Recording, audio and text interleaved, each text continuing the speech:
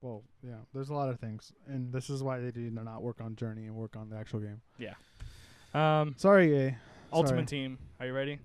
I'll try to go as quick. I know we're probably way over schedule. I'm going to try to go through this. Quick. All right. Squad battles. There needs to be weekly rewards. Sorry, I wrote this in wrong. Not weekly rewards. There needs to be monthly rewards. Like how there is for the weekend league. Okay. I want there to be monthly rewards from that. I think it'll make it a much better game mode.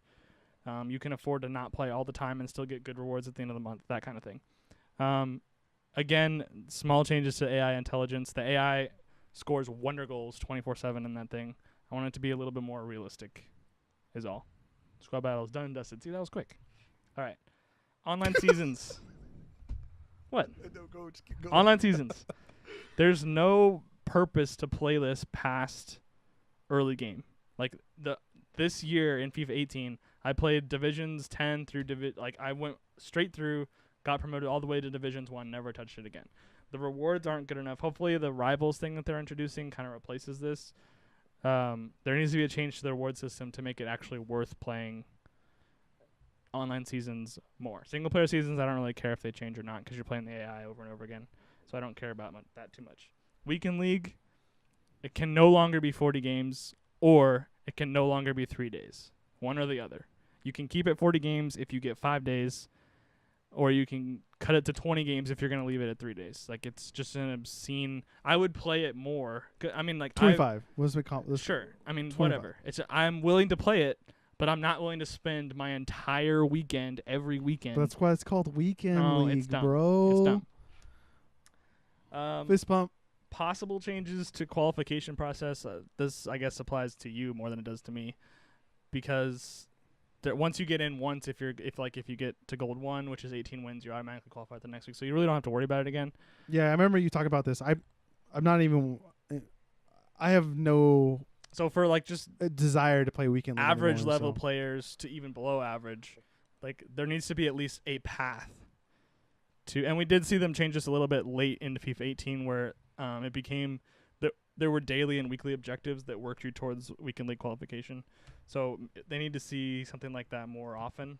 And then I also put in here, this is kind of irrelevant to most people that play, but the Pro League qualification months impact the Weekend League too much. Like they always, so it's like every it's like I think October, February, and May or something like that are qualification months for all the pro players. So the Weekend League gets way sweatier because like everyone's trying to qualify for like events and stuff like that. So the qualification there needs to be some sort of just like straight ranking system instead of like 1 month of Weekend League is suddenly more important than any other month. I don't really understand why that had to be a thing. FUT draft, the rewards have to change. Jesus Christ. Yeah, I have a lot. We're going quick. Don't worry. Don't stop me.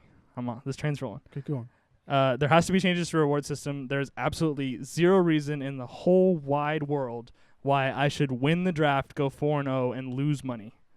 Because sometimes you get 2 25K packs and 2 5K packs as your reward for winning the draft, and like you can't make your 15,000 coins back from that sometimes, depending on what you pull. What you're saying is like I should get a minimum 15,000 points back. I would say 8 to 10 plus the packs. I would say if you win the draft, you should be able to get another coin. A token? Yeah, you just get a token and you get the rewards. That's simple as that. I think that's fair. That's honestly really is fair because that's BS. A lot of the packs that you open, you're just like, especially mid game.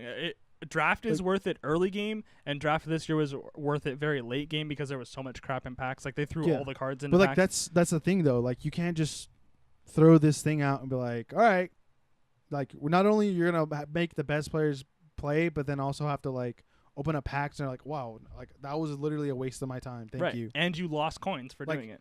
Respect my time first off, but also respect my skill as well. It's like just it's really disrespectful. So yeah, so like I would be really happy if it was you got like a FUT draft token if you won. But I think the easiest thing for them to do would be to say like if you get 0, if you lose the first game, you get 0 coins plus a couple packs. If you make it through the first round, 2,000 coins, 5,000 coins, 8 to 10,000 coins. So like if you win the draft, you get 8 to 10,000 coins plus the pack. It helps you just bridge that 15,000 coin price a little bit easier, or you know cut the price in half, like make it 7.5 or 8,000 coins, and then move on with it. I don't understand why not all the cards are available in draft. The SBC card should be there. Player of the month card should be there, which I guess is an SBC player. it would help me sometimes determine whether or not I'm actually going to go for a certain player if I get an opportunity to try it out. So I want to see them have more of the cards available. I think it'd be and pop up more frequently. Even if you play draft right now, you still only get the same probably like 20 cards to choose from, and there's like hundreds of viable cards at this point with all the team of the seasons and stuff like that. So I don't understand that. I would say like it'd be even more interesting to where like you get certain packs that you want, and then you can put in certain positions that you have set up. Like you know what I mean? Like this. Yeah, is I guess. I don't know. It's just my in my head that was what I'm thinking. Like how I said about the Fallout packs. Yeah. Like you have specific one, Right. but then you change. I don't know. Something like that. I don't know. Last thing is just a really small personal gripe for draft. You should not be matching against people that have a guest. Just no. You should not be playing 2v1 in a knockout game, in a knockout system with like that amount of money spent to get in and like the amount of rewards that are at stake. Like you should not be playing 2v1 at all. At all. Do you want to wait for this one for next week? No, I just want to blow through it. Okay, go ahead. Just get it over with. Next week we'll talk about FIFA 19 now that I've actually played that. All right, I'm just going to blow through this real quick. Refresh of the chemistry system. I wish that they would do this. I think it's abused. I don't like how people like intentionally like they build their teams in a certain way and then pause the game before kickoff and move everyone around and make a substitution. I don't like how it's abused. They need to be punishing people for like when you pause, it should still be the foot or the foot head formation that you're looking at the screen. Yes. And then like when you look at it and it moves you actually see the chemistry moving around. That needs to be done. That was my next point was that if they keep the system the way it is, it should apply at all times, even in game. Yeah.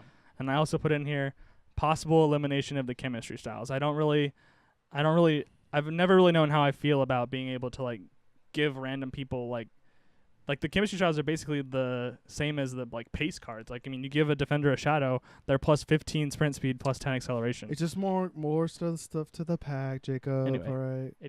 And another simple change, if they don't really change the chemistry system, is that I would not allow strikers to be moved past cam, and I would not allow CDMs to be moved past center midfield. You can't, because you get especially if you watch any of the Pro League games, you have like Thierry Henry at CM or CDM to fit the chemistry. Like there's players that can only go so far. Right. So if the starting card is a striker, you can only move back so far. Well, this is like my gripe with like Ultimate Team in general. I think you should only be able to move players around to where the actual positions they can play. But the problem is like a lot of guys can go right and left.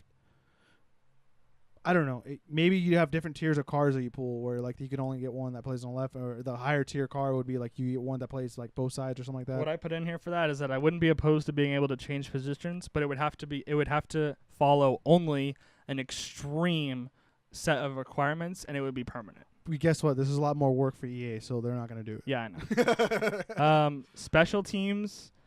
So I put in team of the week, team of the season, etc. There are way too many attack-minded players. The ratio of attackers to defenders is way too high. Am I not talking into my microphone enough? No, it's just like every time I move it, your mouth goes like farther. Sorry. Okay. There are too many, especially early and mid-game. You get too many high-level attackers and not enough high-level defenders to choose from. Because basically what you're left with by even the end of the game are icons, team of the season Juventus center backs, and team of the season La Liga center backs. What we saw with the icon announcement, there was only like one defender. There was one defender, yeah. And that's what is going on there. Come on. And then a really small thing, real quick, is just organization. I want to be able to search for rare, non-rare cards, not have them all grouped together. All right. Special cards. What's his name? Bateson? Yeah. Special cards should not show up when I'm searching for gold. That's mainly a problem when you get late game and you have like a bunch of random things in your club at that point. And you should be able to search by rating or rating range.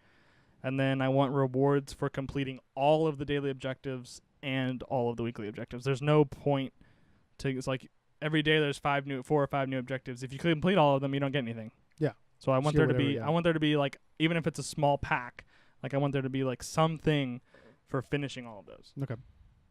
So there you go. That's like simple. I mean, it's simple fixes. Honestly, that's all it really is.